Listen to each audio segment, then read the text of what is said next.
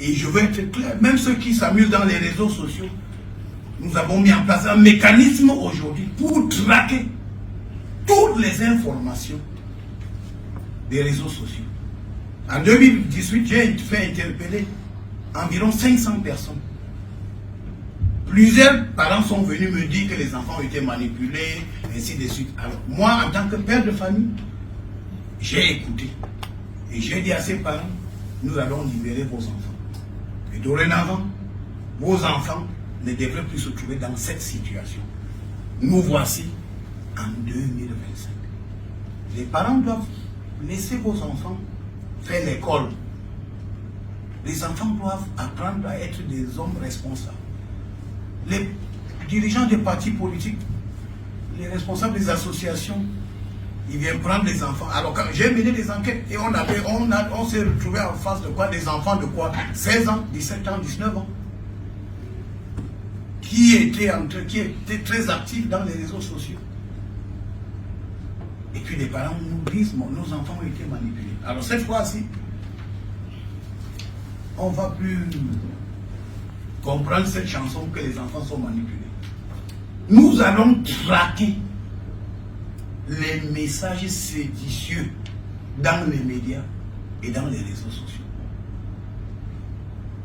Et chacun sera comptable, vraiment comptable, de ce qu'il aura fait, de ce qu'il aura dit et de ce qu'il aura diffusé.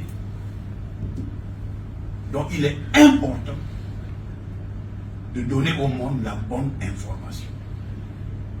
Que les journalistes qui invitent les gens sur les plateaux de dimanche, vous devez sensibiliser vos invités en leur disant que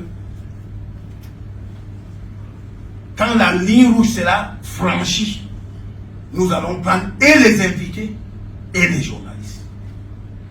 Il faudrait que ça soit clair. C'est une période importante dans la vie de notre pays, une élection présidentielle. Chacun doit se montrer responsable. Vous n'êtes pas obligé d'avoir les mêmes idées ou les mêmes projets que le gouvernement. Non. Si nous faisons mal, venez avec des propositions concrètes.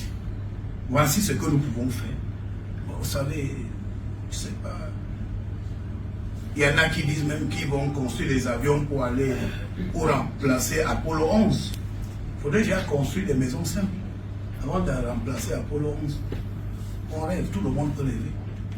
Mais il faut éviter l'imposture et la démesure. C'est ça qui nous habite aujourd'hui. Les gens ne connaissent plus leurs limites. Les gens ne connaissent plus, il n'y a plus de limites. On peut dire, ça depuis des gens, vous savez, à notre époque, il n'y avait pas les réseaux sociaux, il n'y avait pas les médias, donc on était un peu plus concis. Mais aujourd'hui, tout le monde avec les réseaux, tout le monde est devenu intelligent. Et ils sont très professionnels.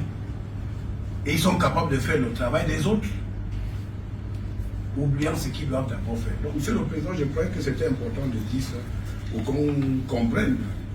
C'est la même chose que j'ai dit ce matin. So I will just make a summary.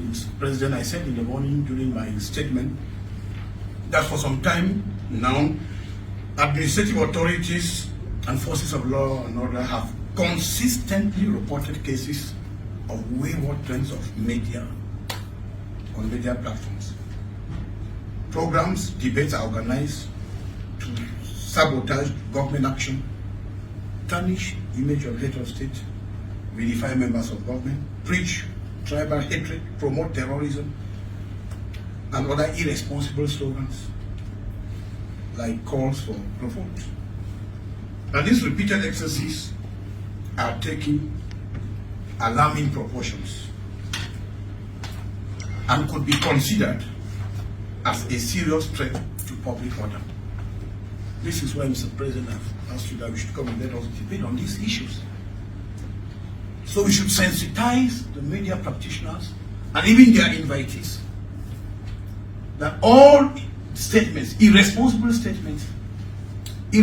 pronouncements will be treated with all the rigor that it deserves.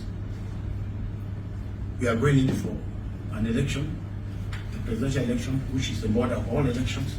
And we are expecting the media practitioners to be responsible, to give good information. We are not asking them to think like us. No, they should not think like us. But you cannot promote hate speech. You cannot promote tribalism. You cannot call for disorder, giving the impression that the cloud or the sky will fall. No, it's not correct. You have to be responsible. And I think that you are trying your best to sensitize your colleagues because you are a professional. But I think it's important for us to address these issues, because if you have to conduct a program and you invite somebody with a hidden agenda, then that during the discourse or the debate, you should hammer on the government. You should insult personalities. You should make all kinds of